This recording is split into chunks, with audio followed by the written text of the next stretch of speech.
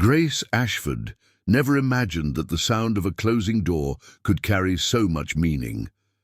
But there she stood, in the chilly hallway of their Brooklyn apartment, listening to the metallic click that sealed yet another night alone as Christopher headed out to another event she was forbidden to attend.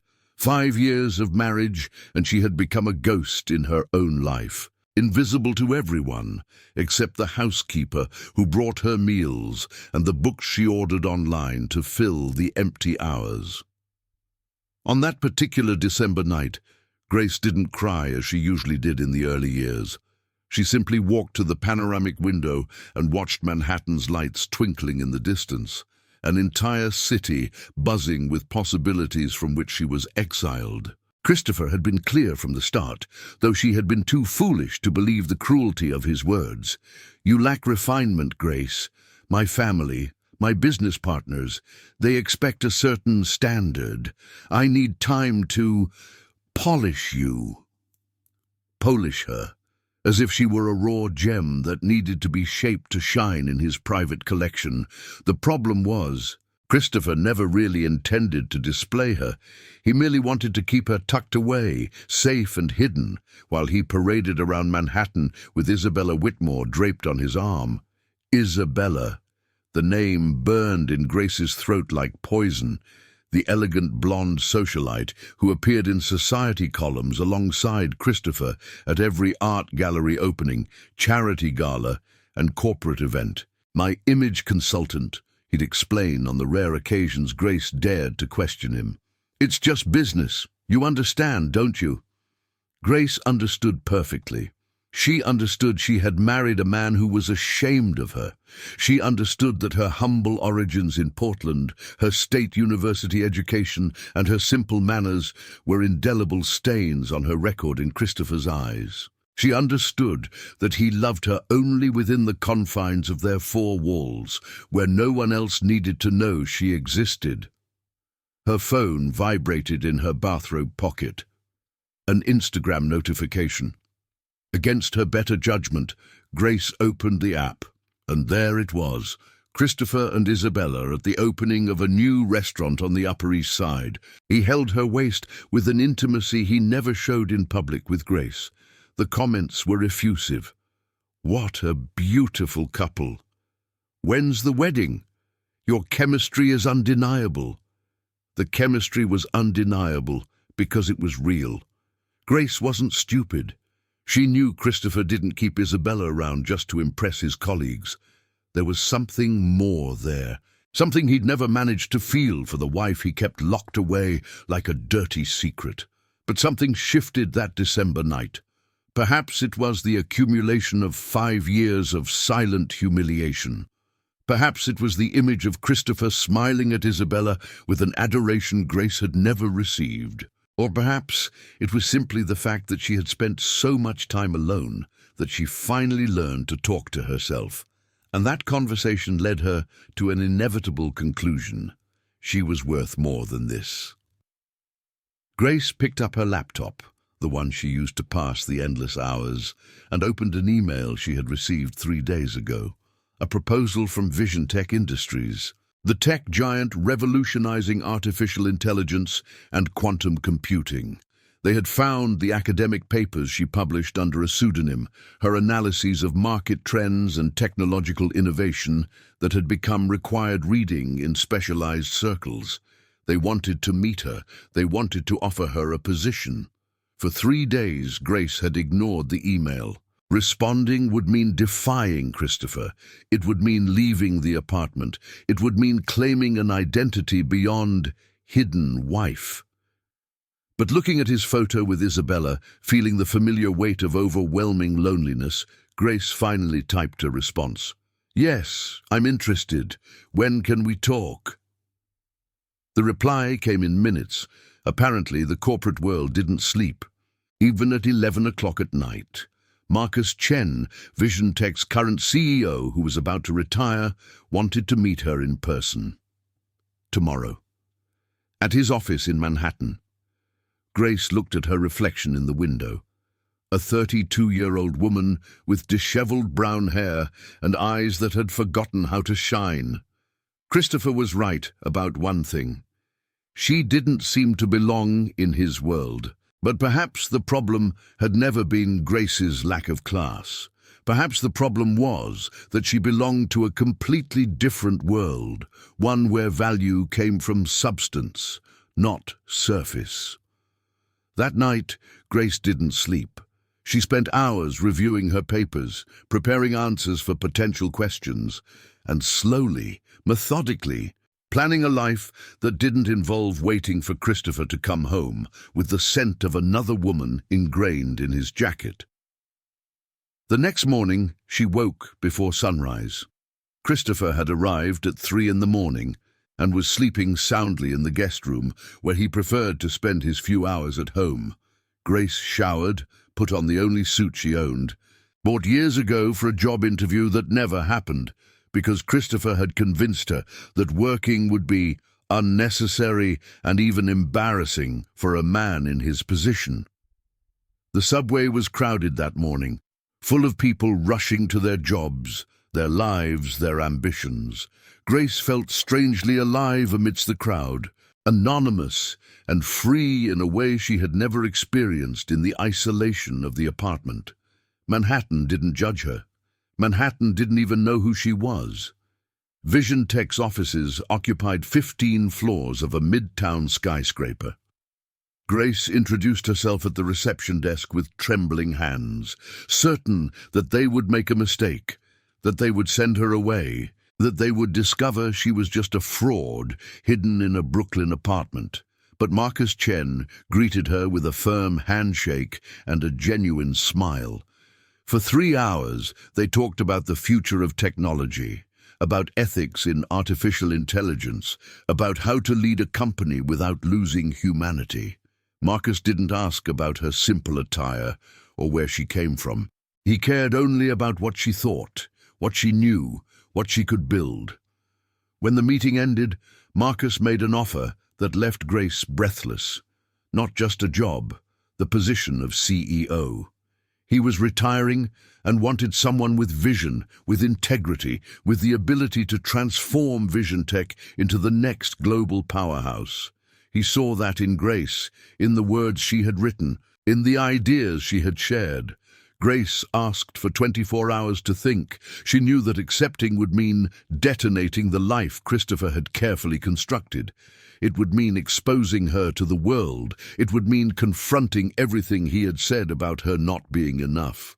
But as she walked through the streets of Manhattan that cold December afternoon, Grace realized that the life Christopher had carefully constructed had never been hers to begin with. She called Marcus before she even got home. "I accept," she said simply, and heard the enthusiasm in his voice when he replied that they would make the public announcement in 3 weeks, right after New Year's. 3 weeks. Grace would have 3 weeks to prepare for the moment her existence would finally be revealed to the world Christopher had worked so hard to keep her from. The first thing Grace bought with Vision Tech's generous advance wasn't designer clothes or expensive jewelry. It was time. Time in the form of a small, shared office in an unassuming building in the financial district. A place where she could work without explanations, without questions, without Christopher unexpectedly showing up to control her every move. She started leaving the apartment every morning at 7, well before Christopher woke up. He never questioned it. Why would he? In 5 years, Grace had never challenged the established routine. Her morning absence was probably a relief, further proof that she had finally learned her place in his life. What Christopher didn't know was that Grace was building an empire in the hours he thought she was simply wandering aimlessly through the city. Marcus Chen became not only her mentor, but the first real ally she had had in years. He discreetly introduced her to Vision Tech's top executives, organized confidential meetings with investors, and most importantly, taught her how to navigate the corporate world with the same determination she applied to theory. "You have the knowledge," Marcus said during one of their prep sessions, But knowledge without presence is like having a Ferrari engine in a car without wheels. We need to work on your confidence. It was Marcus who suggested Diane Rothschild, an image consultant who worked exclusively with CEOs and political leaders, not to transform Grace into something she wasn't, but to help her present who she truly was, with authority and impact. The first meeting with Diane took place in a private studio in Soho. Grace arrived 40 minutes early, too nervous to wait at home. Diane was a black woman in her 50s, with grey hair cut in a bold style, and eyes that seemed to evaluate and understand simultaneously. "Marcus told me your story," Diane said bluntly, gesturing for Grace to sit. "Husband who hides you, public mistress, 5 years of forced invisibility. I must say, darling, when you finally show up at that New Year's Eve party, it's going to be better than the Times Square fireworks." Grace felt her face flush. "He told you about the party?" "He told me everything." Diane circled Grace slowly, assessing her with a professional eye. "Vision Tech is always a sponsor of the Metropolitan Club New Year's Eve Ball. It's Manhattan's most exclusive event. All the tech and finance magnates will be there. And this year, for the first time, Vision Tech's new CEO will make her public appearance." Grace's stomach clenched. The Metropolitan Club. She knew that name. Christopher had casually mentioned a few weeks ago that he would be spending New Year's Eve at an important corporate event. "Something you'd find boring," he had said with that condescending smile he often used. Grace had wondered then if Isabella would be there. Now she knew for sure she would. "I don't know if I can do this," Grace murmured, the courage she had felt in Marcus's office evaporating before the reality of what was to come. Diane stopped in front of her and held her face firmly, forcing her to make eye contact. "Darling, you've already done the hard part. You survived 5 years of being invisible. Now I just need to teach you how to be impossible to ignore." Over the next 3 weeks, Grace lived a double life so intense that sometimes she forgot which was real. During the day, she was the future CEO of Vision Tech, attending strategic meetings, reviewing financial projections, learning the names and stories of each of the company's 1,200 employees. Marcus was transferring not just a position, but a legacy, and he took it seriously. At night, after returning to the apartment, she was once again the Grace Christopher knew, silent, almost invisible, preparing dinner he rarely ate at home, pretending to watch television while he worked in his office or, more often, went out for yet another business engagement. The physical transformation was gradual but deliberate. Diane took her to a hairdresser in Greenwich Village who transformed her lifeless brown hair into something rich and lustrous, cut in layers that framed her face in a way Grace had never imagined possible. It wasn't dramatic enough for Christopher to notice on the rare occasions he actually looked at her, but it was refined enough to completely change how she saw herself in the mirror. "Beauty isn't about calling attention," Diane explained as they selected garments in a private showroom. "It's about silent command. When you walk into that room, people should feel your presence before they even see your face." The New Year's Eve dress was chosen with surgical precision. Not red, too obvious, not black, too common. It was a deep, almost celestial midnight blue, in Italian silk that caught and reflected light in ways that seemed supernatural. The cut was impeccable, elegant without being revealing, powerful without being aggressive. Diane had insisted on an emerging designer from Philadelphia instead of the obvious European houses.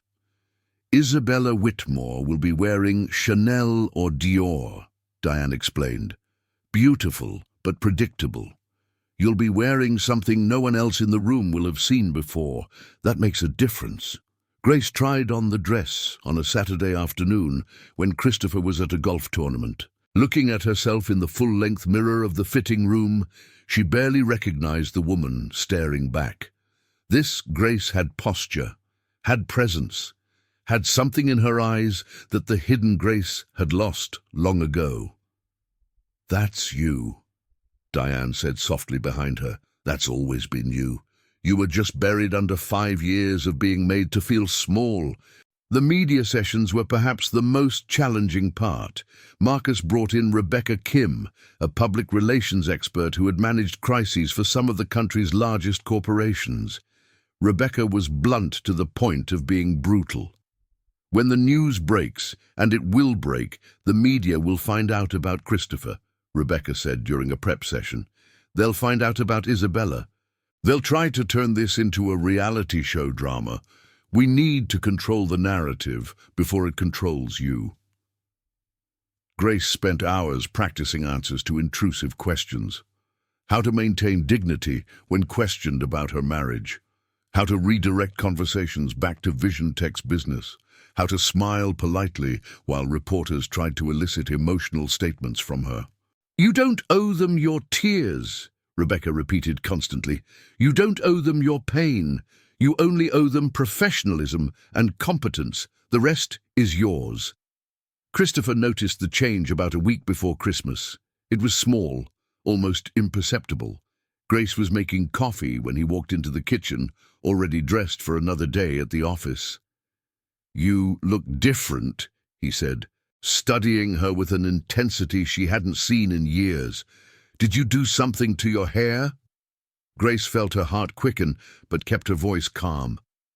"I trimmed it a bit. Do you like it?" He frowned slightly, as if trying to pinpoint exactly what bothered him. "It's different. I don't know if I like different." Of course not. Christopher never liked changes he hadn't personally orchestrated. But before he could continue, his phone rang. Isabella. Grace recognized the personalized ringtone he had set for her. "I need to take this," Christopher said, already walking out of the kitchen. "It's about the New Year's Eve party.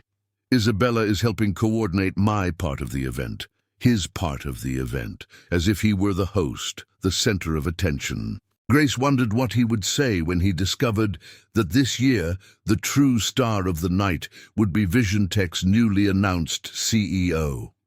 She wondered if he would recognize her immediately, or if the 5 years of invisibility had made her so faint in his mind that he wouldn't be able to connect the radiant woman on stage with the wife he kept hidden. The official announcement was scheduled for December 28th, 3 days before New Year's Eve.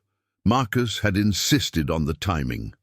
Enough time for the news to circulate in corporate circles, but not so long that the novelty would cool before the party. Grace spent Christmas Eve alone, as always. Christopher had traveled to the Hamptons with his family, an annual event to which she remained perpetually uninvited. "They're not ready yet," he would always say, as if 5 years weren't enough time to prepare his aristocratic family to meet his middle-class wife. But that Christmas, for the first time, Grace didn't feel lonely. She sat in the small office she had rented, surrounded by Vision Tech documents, strategic plans, and financial projections. Diane had sent an expensive gift basket with artisanal chocolates and a simple note. "To the woman who is about to shake up Manhattan, Merry Christmas, CEO Ashford." CEO Ashford. Grace tested the title aloud. Alone in the silent office. It sounded strange, powerful, daunting. It sounded like a life she wasn't sure she deserved, but one she was determined to claim nonetheless. Her phone vibrated. A message from Marcus. "The press release is finalized. Final review tomorrow. Ready to change your life." Grace looked out the window at the Christmas lights decorating the surrounding buildings, the city that had been forbidden to her for so long. In 72 hours, everyone would know her name. In a week, she would be face to face with Christopher and Isabella, not as the hidden wife, but as the most powerful woman in that room.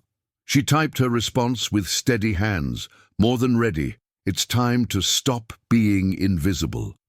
December 28th dawned grey over Manhattan, with heavy clouds promising snow that never quite arrived. Grace woke at 5 in the morning, her heart pounding so loudly she could hear it in her own ears. In 6 hours, the entire world would know who she was. Christopher slept soundly in the guest room, completely oblivious to the storm about to break over his carefully constructed life. Grace watched him for a moment from the half-open door. This man who had promised to love and honor her, but who instead had chosen to hide her like an embarrassing mistake. She waited to feel something, anger or sadness, or even that desperate love she used to feel in the early years. But all she found was a curious emptiness, as if looking at a stranger who once meant something important. She dressed with deliberate care. Tailored black trousers Diane had helped her choose, a navy silk blouse, a structured blazer that added authority without seeming aggressive. Subtle but impeccable makeup, hair tied back in an elegant low bun. When she looked in the mirror, she saw not the hidden Grace, but the CEO who was about to make history. VisionTech's office buzzed with nervous energy when she arrived. Employees who had been confidentially informed about the leadership transition greeted her with respectful smiles and nods. Marcus waited for her in his office, which in a few hours would officially become hers. "Ready for this?" he asked, studying her with those keen eyes that had built a tech empire from scratch. Grace took a deep breath, allowing herself to feel the full weight of the moment. "I don't know if anyone is ever truly ready for something like this, but I'm willing to face it." Rebecca Kim entered like a whirlwind, tablet in hand, speaking rapidly. "We have 3 main media outlets confirmed for the press conference: Bloomberg, TechCrunch, and the Wall Street Journal. CNBC wants an exclusive interview right afterwards, and Grace—" She paused, making direct eye contact. "There are already speculations circulating on social media. Someone leaked something, not many details, but enough to create a buzz." Grace's stomach clenched. Christopher might have seen it. "Unlikely," Marcus interjected. "These are specialized tech circles. Your husband works in traditional financial consulting. Different worlds, even if adjacent." The press conference was scheduled for 11 o'clock in VisionTech's main auditorium. Grace spent the hour before reviewing her speech, testing the microphone, familiarizing herself with the space. Diane appeared for final adjustments, smoothing an invisible crease in Grace's blazer, applying an extra layer of lipstick. "Remember," Diane murmured as she worked, "you're not asking permission to be on that stage. You're not apologizing for who you are. You are simply stating a truth that already exists. You are the CEO of VisionTech. Act like it." At 10:50, Grace was backstage, listening to the murmur of the audience settling in. Rebecca did a final check. Marcus squeezed her hand with paternal encouragement, and then the lights came up, and it was time. Marcus walked onto the stage first, his presence commanding immediate silence. He spoke about his legacy at VisionTech, about the 2 decades he had dedicated to building not just a company, but a vision of how technology could serve humanity instead of replacing it. He spoke about the importance of leadership that balanced innovation with ethics, ambition with integrity. "And that's why," Marcus continued, his voice gaining intensity, "I've spent the last 6 months looking not just for a replacement, but someone who could take VisionTech beyond anything I ever imagined, someone whose vision for the future is as clear as it is revolutionary, someone who understands that technology without humanity is just empty code." Grace felt her legs tremble as she waited for her cue. "It is with immense pride that I present to you the new CEO of VisionTech Industries, Grace Ashford." "Ooh." The name echoed through the auditorium like silent thunder. Grace walked to the stage, each step measured and deliberate, exactly as Diane had taught her. The lights were intense, almost blinding, but she kept her gaze firm, focused. Camera flashes exploded in a constellation of white light.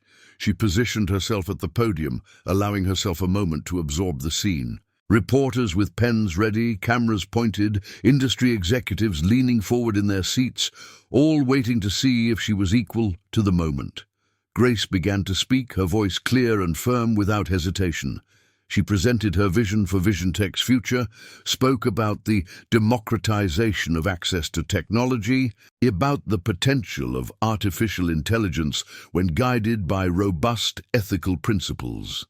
She cited research, presented data, articulated strategies that left even the skeptics in the audience nodding in approval. Then came the questions. Professional ones at first, focused on business and corporate strategy. Grace answered them with growing confidence. Feeling increasingly comfortable in this role, she had secretly practiced for weeks.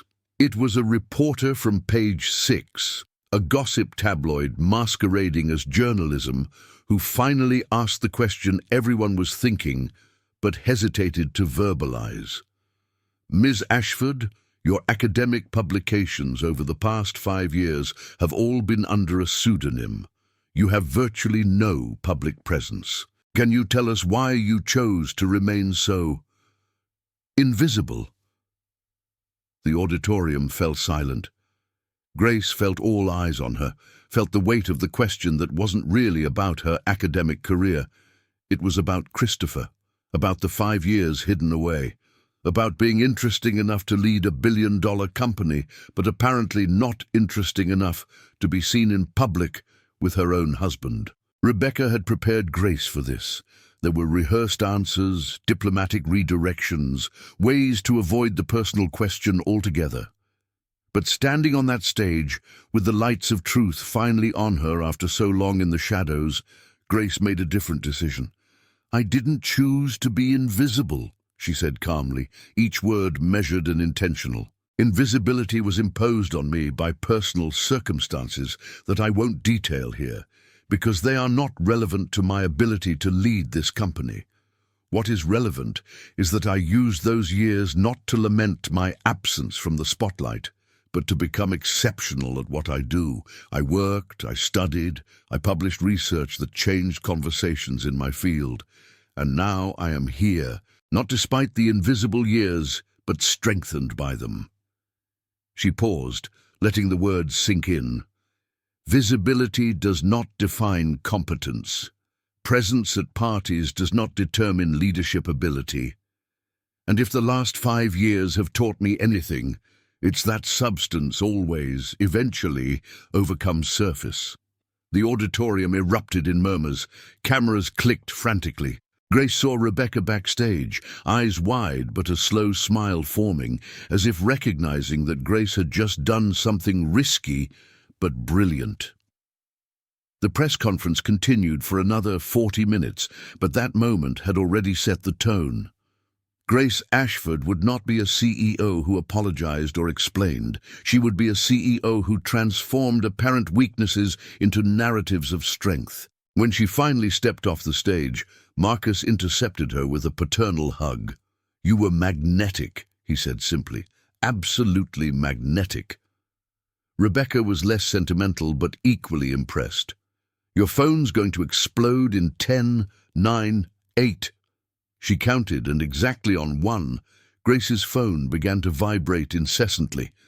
There were messages from executives congratulating her, from media outlets requesting interviews, from universities wanting her to speak. And then, among all these professional notifications, a message appeared that made Grace's blood run cold. "Christopher, we need to talk. Now." He had seen it. Of course he had seen it. The news was already on all major business websites, being shared thousands of times on social media. Christopher Hartley's invisible wife had just been revealed as the new CEO of one of the country's most powerful tech companies. Grace stared at the message for a long moment. 5 years ago, that commanding tone would have sent waves of anxiety through her. She would have rushed home, prepared excuses, tried to mitigate her own existence so as not to offend his ego. But the woman standing in that hallway, still buzzing with the adrenaline of her triumphant presentation, was no longer that Grace. She typed a simple response. "I'll be home at 6. We can talk then." It wasn't an apology. It wasn't a plea. It was a statement of fact from a woman who had finally regained control over her own time, her own narrative, her own life. The following hours passed in a blur of interviews and meetings.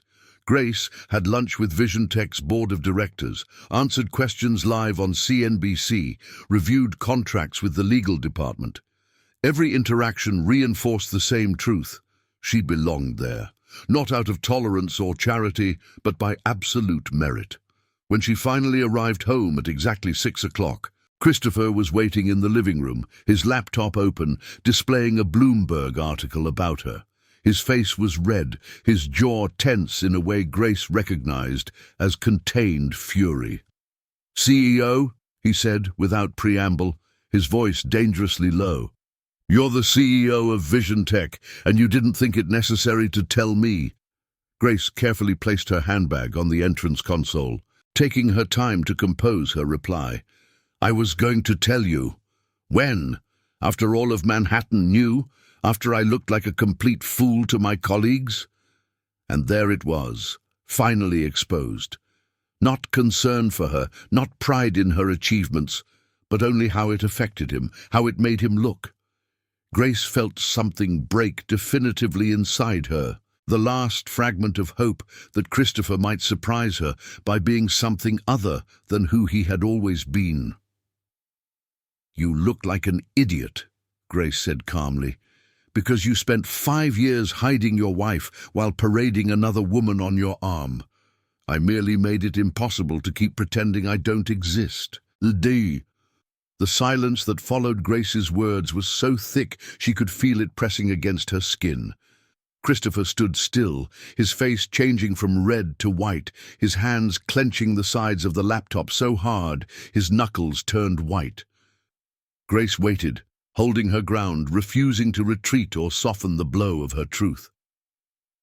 "You don't understand," Christopher finally said, his voice trembling between anger and something Grace couldn't quite identify. Perhaps it was fear. "Isabella is different. She belongs in that world. She knows how to behave, what to say, how to impress the right people. And I don't," Grace completed without emotion. It wasn't a question. It was simply the acknowledgement of a truth she had long ago accepted. "That's not what I meant to say." Christopher ran a hand through his perfectly styled hair, disarranging it in a way Grace rarely saw.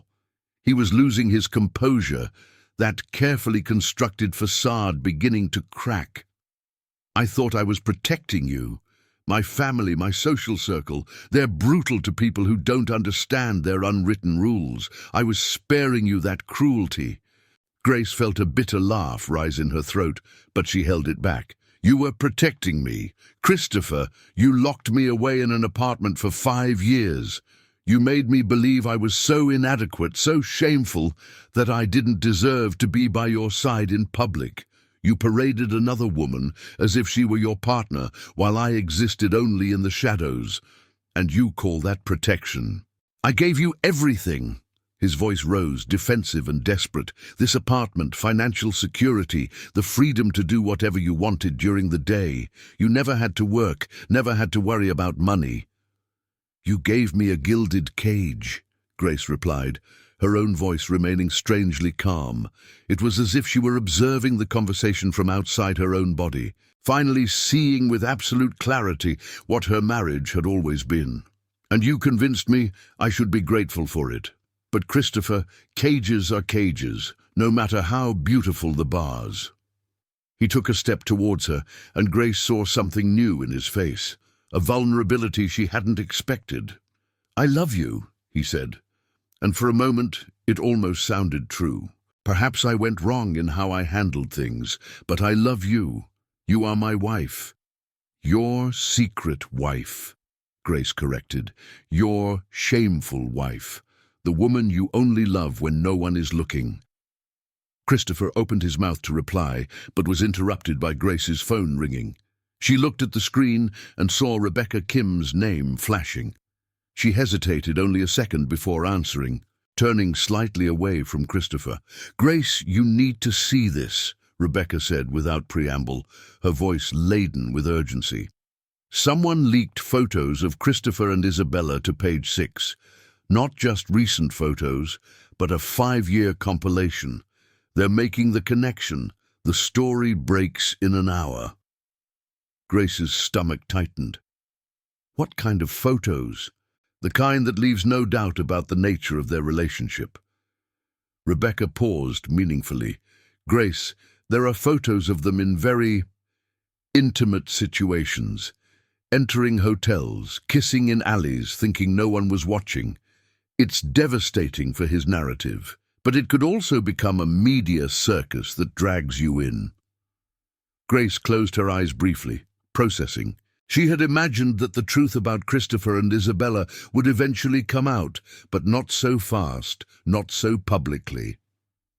What do you suggest? I'm already working on a statement, something brief, dignified, that makes it clear you were aware of the situation but chose to focus on your career instead of marital drama. It positions you as the strong, resilient party. But we need your approval before releasing anything. Grace could feel Christopher behind her, no doubt catching enough fragments of the conversation to understand that something was happening. Send the statement to me. I'll review it and respond in 15 minutes. She hung up and turned to find Christopher with an expression of absolute panic. What was that? What's going on? Your relationship with Isabella is about to become public, Grace said simply, watching the blood drain from his face. 5 years of photos. You weren't as discreet as you thought. Christopher stumbled to the nearest sofa, sinking into it as if his legs could no longer support him. This will destroy me, my company, my reputation, my family. Grace watched the man who had been her husband, truly seeing him for the first time in years. Not as the imposing figure who had made her feel small, not as the guardian of a world to which she could never belong, but simply as a flawed man who had made terrible choices and was now facing the consequences. She waited to feel satisfaction, that sweet revenge she had imagined on lonely nights. But all she found was a weary sadness, an understanding that his destruction didn't undo the 5 years she had lost. You did this to yourself, Grace said finally, her voice gentle in a way that even surprised her. Every photo, every lie, every time you chose Isabella instead of honoring your vows, these were your choices, Christopher, not mine. He looked at her with eyes that seemed lost. What are you going to do? Grace picked up her phone again, opening Rebecca's email with the proposed statement. She read it carefully, considering every word. It was professional, compassionate without being weak, clear without being cruel. It positioned Grace exactly as she needed to be seen, a woman who had transformed personal betrayal into fuel for professional success. I'm going to release a statement acknowledging that our marriage had challenges, that you developed a relationship with someone else, and that I chose to focus on my own growth and career. I won't crucify you publicly, Christopher, but I also won't lie to protect your image. Is that all? His voice was laden with disbelief. After everything I've done, you're just going to move on? Grace considered the question, truly thinking about it. I could destroy you if I wanted to. I could leak my own details, paint you as the villain in every interview, use my new platform to make your life a public hell, and part of me wants that. I won't lie. She paused, meeting his eyes. But dragging you through the mud also drags me through it. It turns my story of triumph into a story of revenge, and I refuse to let you define my narrative any more than you already have. You had 5 years of controlling how I was seen. Now it's my turn to control my own story. Christopher had no answer to that. He simply sat there, a man confronted with the full cost of his choices, and for the first time since Grace had known him, he seemed genuinely small. His phone rang, the same personalized ringtone for Isabella. They both looked at the device on the coffee table, watching it vibrate insistently. Christopher made to pick it up, but then stopped, his hand suspended in the air as if he finally realized that answering that call in front of Grace would be the ultimate betrayal. "Answer it," Grace said, her voice surprisingly steady. "She's probably seen the news too. You'll need to coordinate your stories." Grace. "No." She raised her hand, cutting off whatever he was about to say. "There's nothing more to discuss tonight. I'll review Rebecca's statement and release it. You do what you need to do to control the damage on your end. And tomorrow, we need to start talking about divorce." The word hung in the air between them, final and inevitable. Christopher opened his mouth, closed it, and then simply nodded. It was the first honest thing he had done in their entire conversation. Grace picked up her laptop and retreated to the bedroom, the space that had been her solitary refuge for 5 years. She sat on the carefully made bed, the same spot where she had shed countless tears, where she had spent endless nights wondering what was wrong with her that made her unworthy of being loved publicly. Now, sitting there with the press statement on the screen before her, Grace finally understood the truth it had taken 5 years to learn. It had never been about her not being enough. It had always been about Christopher not being able to see her worth. She made small adjustments to the statement, softening some phrases, strengthening others. When she was satisfied, she pressed send and watched the words disappear into the digital ether, knowing that in minutes they would be everywhere, shaping how the world viewed her story. Her phone began to ring almost immediately. Media. Friends she hadn't seen in years, even her mother in Portland, who had read the news online. Grace ignored all calls except one, from Marcus. "How are you?" he asked, the genuine concern in his voice almost unraveling Grace's composure. "Honestly, I don't know. It's strange. I spent so long imagining what it would be like to confront Christopher with the truth, and now that it's happened, I feel a day empty, as if I had prepared for a war only to find the enemy had already surrendered before it even began." Marcus made a sound of understanding. "Retribution rarely brings the satisfaction we imagine. But Grace, what you did today, both at the press conference and in how you handled this situation, was extraordinary. You showed grace under pressure, literally. That's why I knew you were the right person to lead Vision Tech." "Grace under pressure," Grace repeated, a small laugh escaping her. "I guess my name finally fits." "It always did. You just needed time to grow into it." He paused. "The New Year's Eve party is still on. In fact, there's even more interest now. Everyone wants to see the CEO who transformed personal scandal into a public relations masterclass. Christopher will still be there, I presume. As will Isabella. The Metropolitan Club can't disinvite them without causing its own scandal." Grace had momentarily forgotten about the party, about the original plan to make her big revelation in public. It felt like an eternity ago, though it had only been a few hours since she had been on that stage, firm and confident. Now the idea of facing Christopher and Isabella in public, with the entire city knowing about their messy triangle, seemed far more daunting. "I don't know if I can do it," she admitted, the first time she had allowed doubt to seep into her voice throughout that crazy day. "You can," Marcus said with absolute conviction, "and you will, because Grace, you're no longer showing up at that party as the hidden wife seeking validation.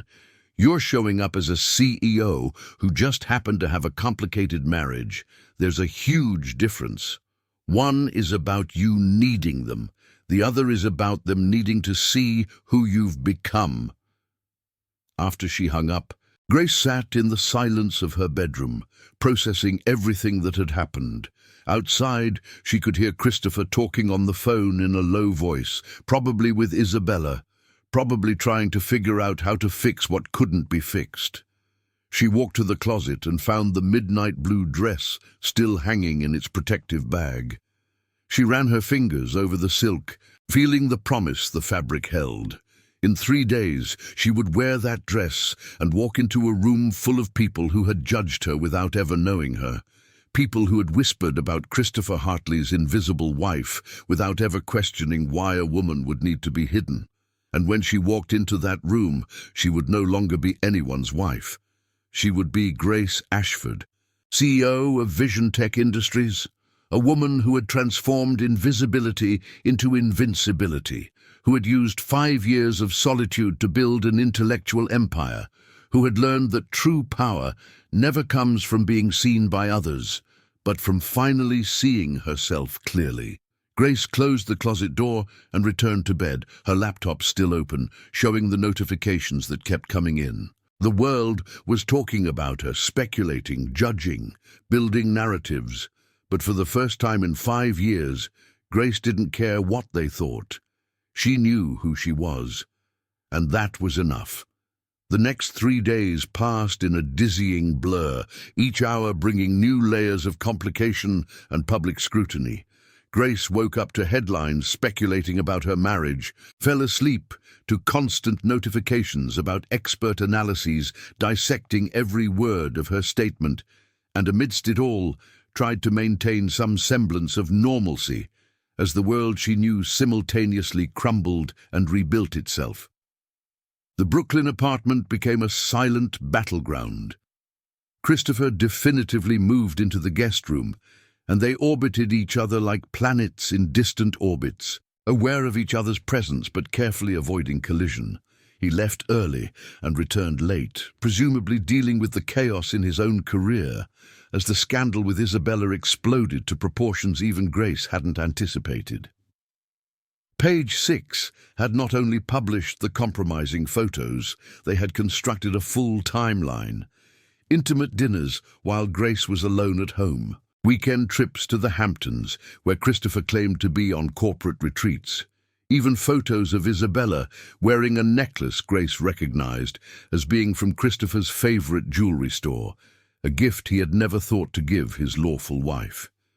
Isabella had also released her own statement, trying to position herself as the innocent victim who didn't know Christopher was married. It was a transparent lie no one believed, especially after Christopher's former employees began leaking anonymous stories about how Isabella frequently called his office asking to speak to her husband, only to be corrected by embarrassed assistants who whispered that he was already married.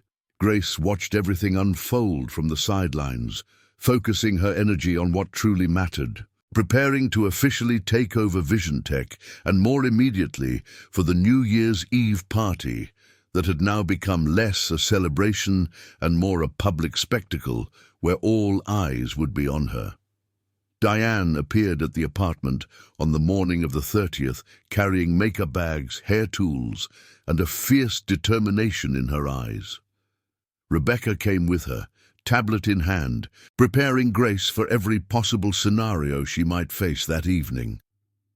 Christopher confirmed his attendance, Rebecca informed as Diane began working on Grace's hair, transforming the brown strands into soft waves that cascaded elegantly over her shoulders. Isabella, too.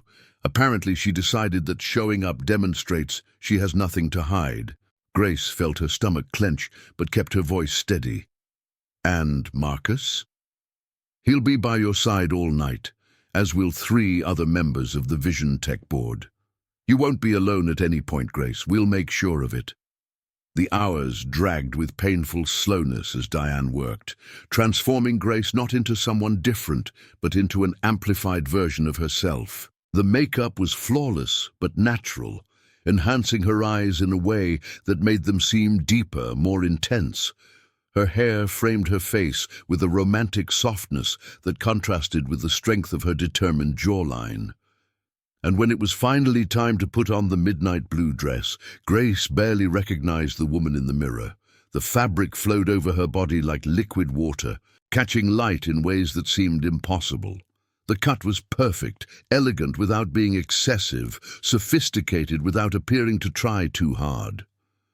Diane had chosen minimalist jewelry, just a pair of diamond earrings that had belonged to Grace's grandmother, the only family who had always believed in her, and a simple white gold ring Grace had bought for herself with her first Vision Tech paycheck. "Are you ready?" Diane asked, standing behind Grace and studying her reflection in the full-length mirror. Grace didn't answer immediately.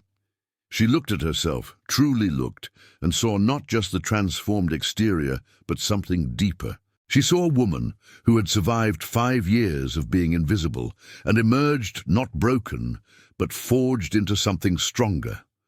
She saw a CEO who was about to walk into a room full of people who had judged her without knowing her and prove them all wrong. "Yes," she finally said, her voice carrying a certainty that even surprised herself. "I'm ready." The limousine Marcus had sent waited at the curb, elegant and discreet. Grace descended the apartment stairs carefully, her high heels not yet completely natural, but growing more comfortable with each step. The driver opened the door with a respectful smile, and Grace slid inside, the dress arranging itself perfectly around her. Manhattan at night was a vision of lights and possibilities. The city pulsing with the energy of millions of people living their lives, pursuing their dreams, building their futures. Grace watched the streets pass by the darkened window, remembering all the times she had looked at those same lights from afar, forbidden to truly experience them. Now she wasn't just experiencing Manhattan, she was about to conquer it. The Metropolitan Club was a fortress of stone and privilege in the heart of the Upper East Side, its windows glowing with golden light that spilled onto the street below. There was a line of limousines and luxury cars dropping off impeccably dressed passengers, all eager to enter the most exclusive New Year's Eve party of the night. Grace took a deep breath, feeling Rebecca beside her in the limousine, offering final words of encouragement. "Remember, you owe no one anything beyond your presence. You are the guest of honor tonight, Grace. Act like it." The driver opened the door, and Grace stepped out with one foot, then the other, rising in a fluid movement Diane had practiced with her dozens of times. Camera flashes exploded immediately, a constellation of white light that could have been blinding had she not prepared for it. Reporters shouted questions, curious tourists pointed, and Grace simply smiled, a serene smile that revealed nothing but absolute confidence. Marcus appeared at her side as if he had materialized from thin air, offering his arm with chivalrous elegance. "Ready to make history, CEO Ashford?" Grace accepted his arm, feeling the solidity of his support anchor her scattered nerves. "As ready as I'll ever be." They walked down the red carpet together, and Grace could feel eyes on her, could hear the whispers spreading through the crowd like ripples. But unlike 5 years ago, when those whispers would have been about her inadequacy, her lack of belonging, now they were of admiration and curiosity. Who was this woman who had appeared out of nowhere? How had she remained hidden for so long? And more importantly, what did it say about Christopher Hartley that he had kept such a gem locked away? The interior of the Metropolitan Club was even more impressive than its exterior. Soaring ceilings adorned with elaborate frescoes, marble staircases that seemed to float in the air, ballrooms decorated with exotic flowers, and crystals that reflected light in thousands of dancing prisms. It was opulence in its most refined form, the kind of place where billionaires came to remind themselves of their own success. Grace swept the main ballroom with her eyes, searching for and simultaneously dreading finding Christopher. But there was no sign of him yet, nor of Isabella.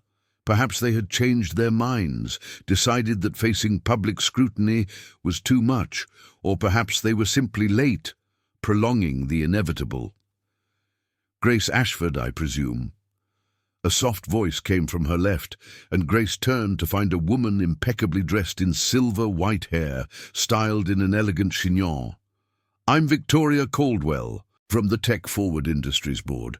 I've been following your work for years, though I admit discovering your true identity was a wonderful surprise. They chatted for several minutes about technology and innovation, and Grace gradually felt herself relax into the conversation, remembering that she belonged there not by sufferance, but by merit. More people approached, executives and entrepreneurs and investors, all wanting to meet the new CEO who had captured the industry's imagination. It was during a conversation with a group of startup founders that Grace finally saw Christopher enter the ballroom. He was impeccably dressed in a tuxedo, his hair perfectly coiffed, his posture emanating the artificial confidence of someone trying to convince the world he wasn't crumbling internally. And by his side, wearing a red dress that was beautiful but predictable, exactly as Diane had predicted, was Isabella Whitmore. The ballroom didn't fall silent. That only happened in movies. But Grace felt the shift in the air, the way conversations hesitated for a fraction of a second, how eyes discreetly turned to observe the moment the love triangle would finally meet face to face. Christopher saw her almost immediately.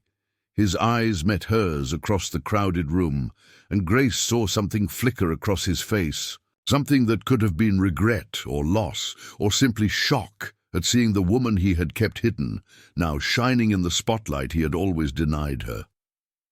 Isabella followed his gaze and visibly paled, her manufactured confidence evaporating when confronted with the reality that Grace was not the pathetic creature she had likely imagined. Marcus gently touched Grace's elbow, a silent gesture of support. "You don't need to go to them," he murmured. "Let them come to you if they dare." But Grace was already moving, her legs carrying her across the ballroom with a grace she didn't know she possessed. Conversations truly stopped this time, all eyes following her path as she walked directly toward the husband who had betrayed her and the woman who had helped destroy her marriage. Grace didn't stop until she was just a few steps from Christopher and Isabella, close enough to see every detail of their expressions. The room around them seemed to hold its breath collectively, everyone waiting to see what the new CEO would do, how she would handle this highly anticipated public confrontation. But Grace did not come armed with anger or accusations. Instead, she simply stopped, looked at Christopher with a calm that came from finally having control over her own narrative, and said something no one expected. "Thank you." The two words dropped into the silence like stones into still water, creating ripples of confusion that spread through the ballroom. Christopher blinked, clearly disoriented. Isabella gripped her clutch so tightly her knuckles turned white. "Thank you?"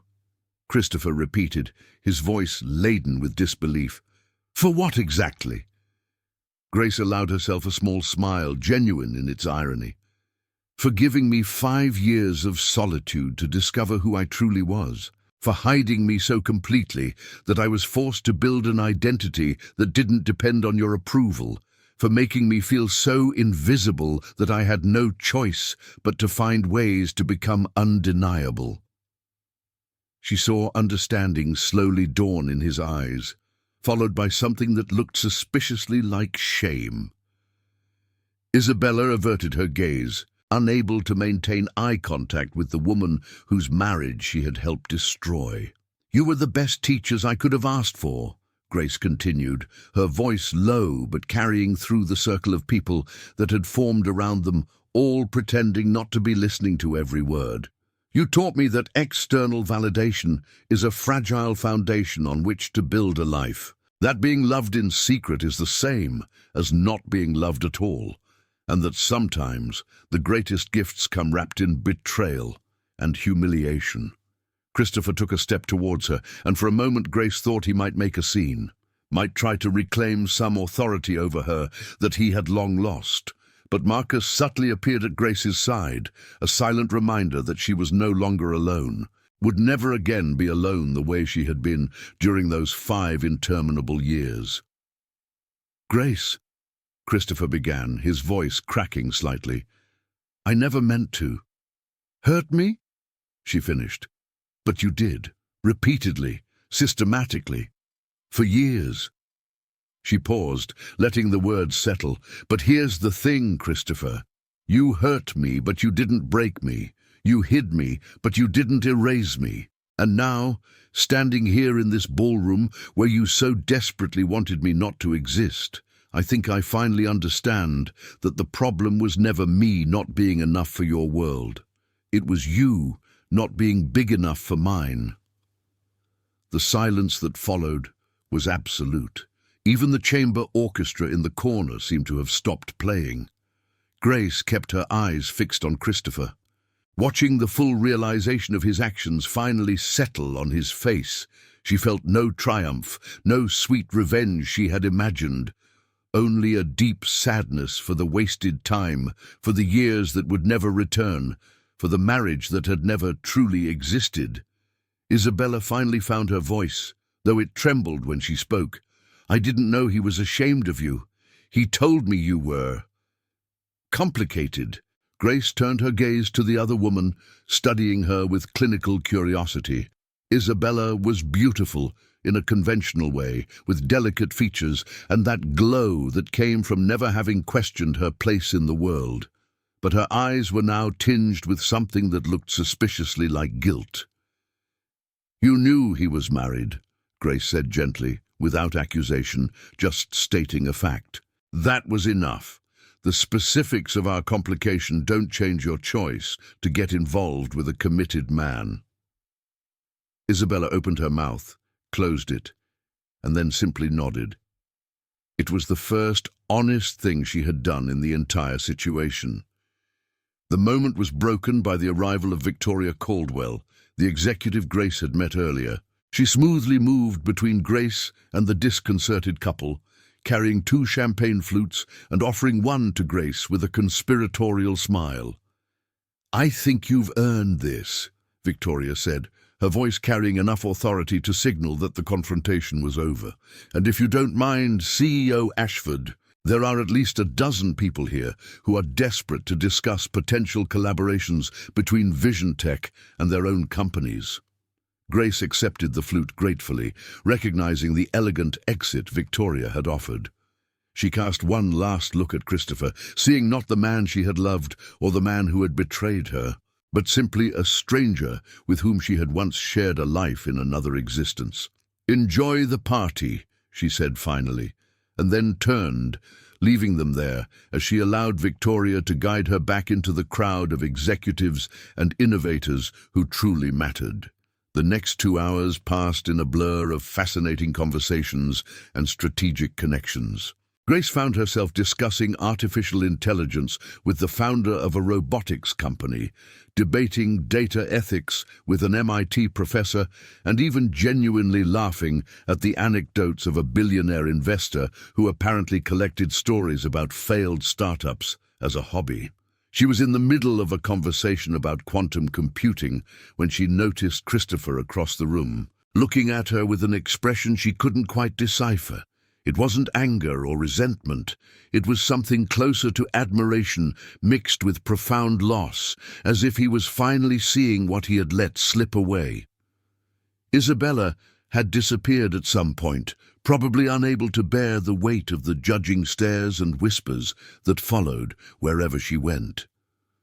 Grace felt a pang of sympathy for her. Surprisingly, Isabella had been complicit in the betrayal, yes, but she had also been a pawn in Christopher's game, used as much as Grace had been, just in a different way.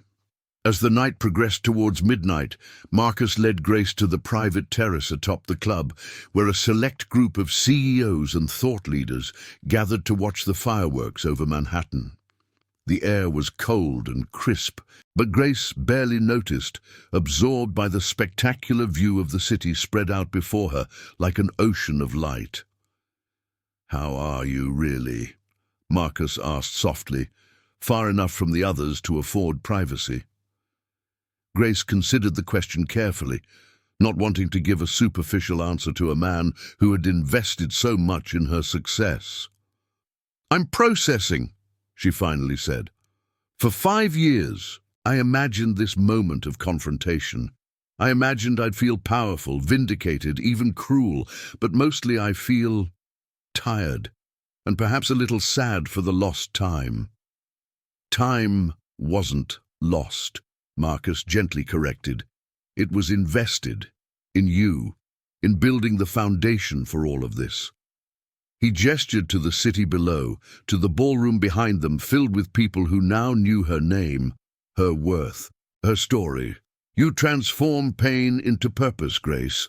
That's not lost time, it's alchemy." Before Grace could respond, the loudspeakers announced the final countdown to midnight. 10, 9, 8. The crowd on the terrace joined in unison, voices mingling in anticipation. 7, 6, 5. Grace looked out over the faces around her, people who a week ago hadn't known she existed, who now saw her as an equal, as a leader, as someone worthy of respect. 4, 3, 2. Her eyes met Christopher's one last time through the glass of the inner ballroom. He was alone now, leaning against a column, watching the proceedings with the expression of a man who knew he had played the wrong game and lost everything that truly mattered. 1. The sky exploded in color, fireworks detonating in cascades of gold and silver and deep blue that reflected her dress. Manhattan roared in celebration, millions of voices shouting welcomes to the new year, to new possibilities, to the chance to start anew. Grace didn't shout. She simply stood there, champagne in hand, surrounded by allies and colleagues, and allowed herself to feel the full weight of the moment. This was her new year, but more than that, it was her new life. A life where she wasn't defined by who loved her or who hid her, but by who she had chosen to become, despite everything. Victoria appeared at her side, accompanied by 2 other CEOs Grace had met during the night. "To the woman who reminded us that real power comes from within, not from external validation," Victoria toasted, raising her glass. Others joined in, a growing chorus of toasts and celebrations. To Grace Ashford, to visionary leadership, to transforming adversity into triumph. The words washed over her like a tide, and for the first time in years, Grace allowed herself to believe that perhaps, just perhaps, she had always deserved to be here. When the fireworks finally died down and the crowd began to disperse back indoors, Marcus pulled her aside once more. "There's something you should know," he said, his expression serious. "Christopher approached some Vision Tech board members earlier today. He tried to question your ability to lead, suggesting that personal conflicts might affect professional judgment." Grace's stomach tightened. Of course Christopher would try that. It wasn't enough for him to have lost. He needed to try and drag her down with him. But Marcus was smiling, a small, satisfied smile. The board refused to even hear his concerns. Rebecca had already prepared them for potential retaliatory attacks, and frankly, after seeing your performance tonight, your literal grace under pressure, they're more confident than ever that we made the right choice. Grace felt tears prick her eyes for the first time all night, but they were tears of relief and gratitude, not pain. "Thank you," she whispered, "for believing in me when I barely could myself." "I didn't believe in you," Marcus corrected. "I recognized you. There's a difference. Believing implies doubt. Recognizing is simply seeing what's already there." Grace woke on the morning of New Year's Day with a strange sense of lightness, as if a weight she'd carried for years had finally been lifted from her shoulders. The Brooklyn apartment was silent, not with the heavy quiet of abandonment that used to fill her days, but with a peaceful stillness that signaled the end of an era. Christopher had left before dawn. Grace found a brief note in the kitchen, his slanted handwriting rushing across the paper as if he'd been in a hurry to finish. "Gone to my family's place in the Hamptons. My lawyer will be in touch soon regarding proceedings. You can stay in the apartment as long as you need." Grace folded the note carefully and placed it in the drawer. An artifact of a marriage that now existed only on paper. She should feel something, sadness or relief or anger, but all she found was a quiet acceptance. Some endings weren't dramatic. Some simply happened, whispering instead of exploding. Her phone was flooded with messages, Diane sending photos from the night before, Grace radiant in the midnight blue dress surrounded by industry leaders, Rebecca sharing press articles, all positive, all focused on Grace's meteoric rise instead of the marital drama. Even her mother had called, her voice trembling with emotion in the voicemail, saying how proud she was, how she'd always known Grace was destined for great things. But the message that made Grace pause came from a number she didn't recognize. "Ms. Ashford, my name is Jonathan Kim, senior partner at Morrison and Associates. I represent Isabella Whitmore. She would like to meet with you if you're willing. She understands if you decline, but feels there are things that need to be said in person." Grace stared at the message for a long moment, her first instinct being to delete and block the number. She owed Isabella nothing, no conversation, no absolution, no closure. But as she stood there in the kitchen, where she had prepared countless solitary meals, Grace realized that perhaps this meeting wasn't about what she owed Isabella. It was about what she owed herself.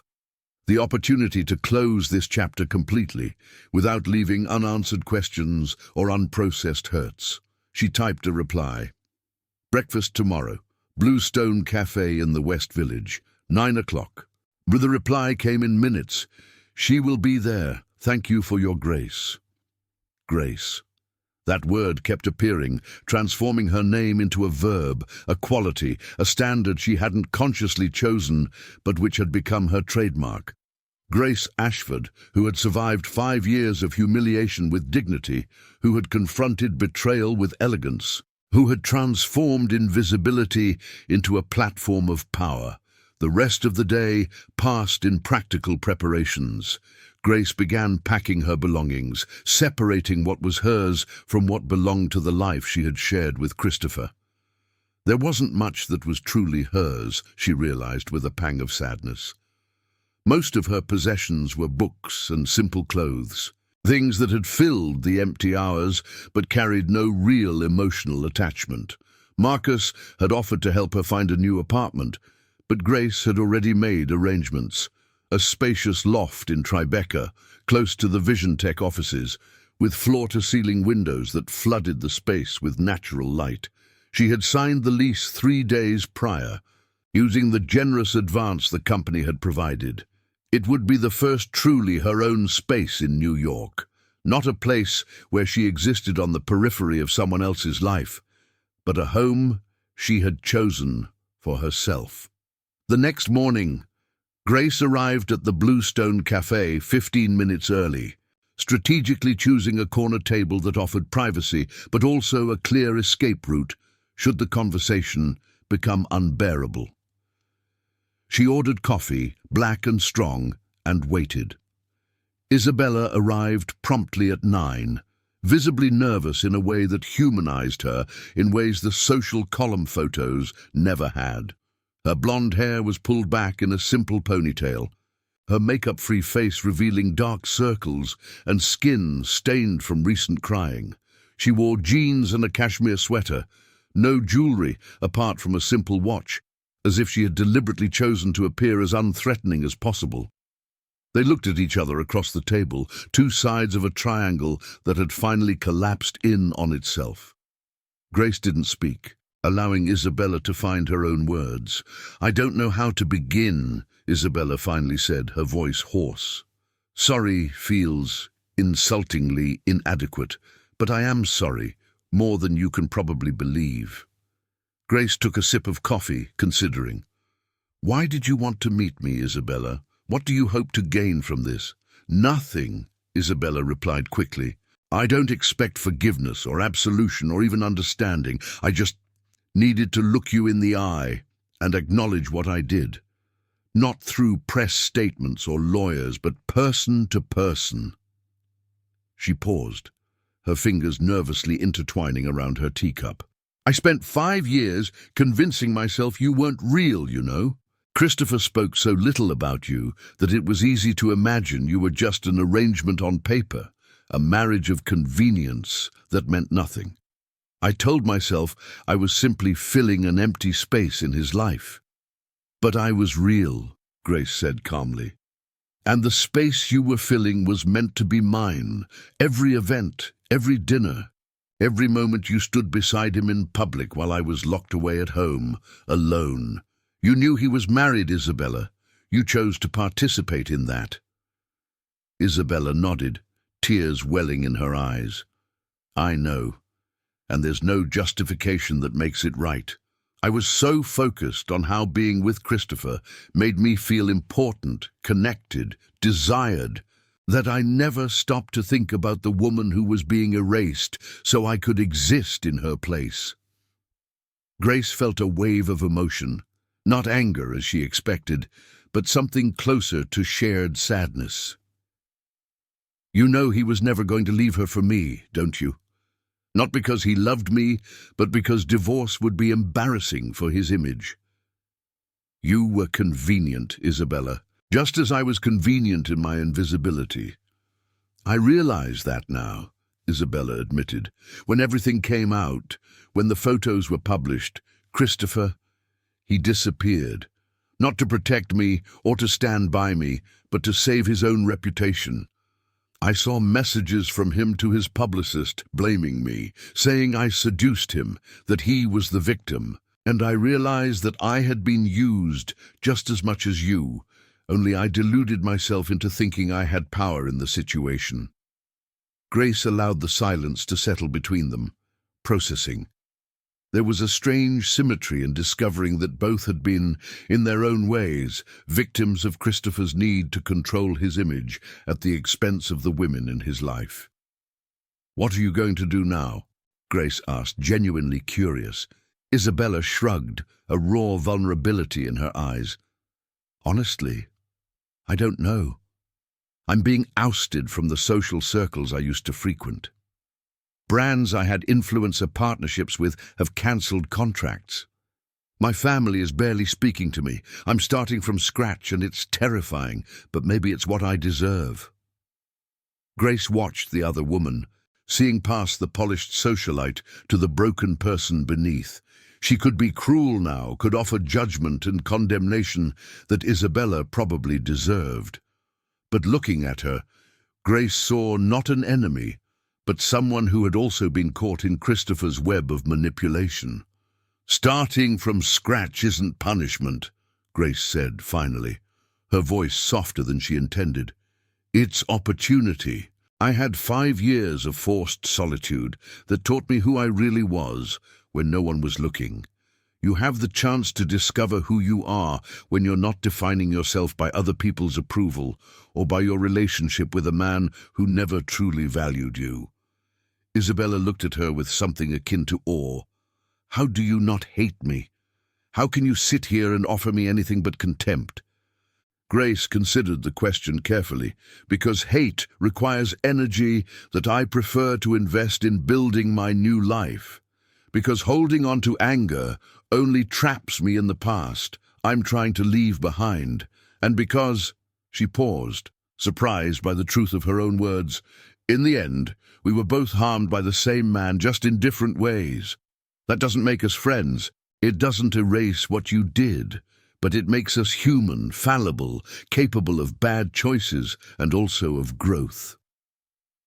They finished their coffee in an uncomfortable but honest truce, not forgiveness exactly, but acknowledgement. When they parted on the sidewalk, Isabella briefly touched Grace's arm. For what it's worth, I truly admire what you've built, Isabella said softly. You turned the cruelest thing that was ever done to you into fuel to become extraordinary. That's remarkable. Grace watched Isabella walk down the street, a solitary figure in a city of millions, and felt the last shred of bitterness dissolve.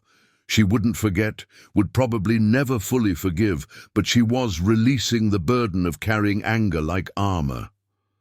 Her phone chimed with a message from Diane.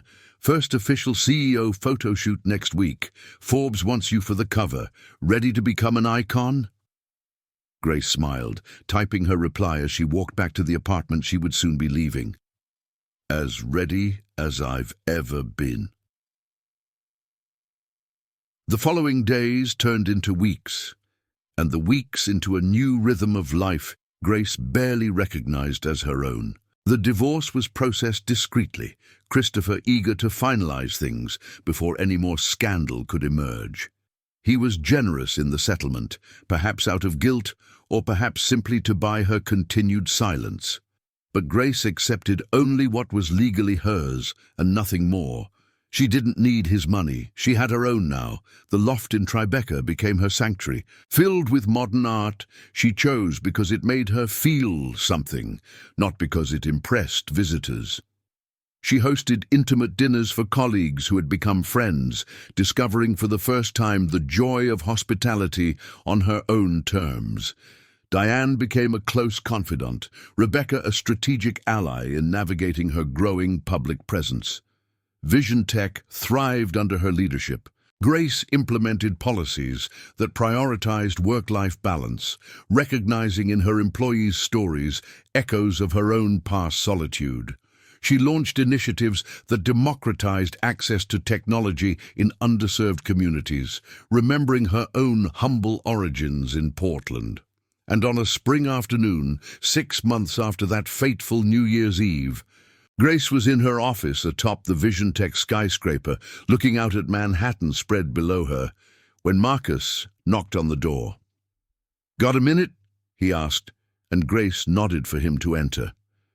He held a Forbes magazine, the cover showing Grace in a tailored midnight blue suit that echoed her dress from that first night.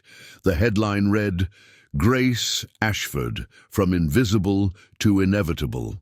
"Oh, thought you'd like the first copy," Marcus said, handing it to her with a proud smile. Grace looked at her own image, seeing not just the polished exterior, but the journey that had led her there. The lonely nights that taught her self-reliance. The betrayal that forced her to find her own strength. The invisibility that paradoxically made her impossible to ignore. "You know what's funny?" Grace said softly. "For 5 years, I yearned to be seen, to be recognized, to matter. But now that I'm here, I realize the most important thing I learned was how to see myself. How to recognize my own worth, independent of anyone else who was looking." Marcus nodded, understanding in his wise eyes. That's the difference between being visible and being vital.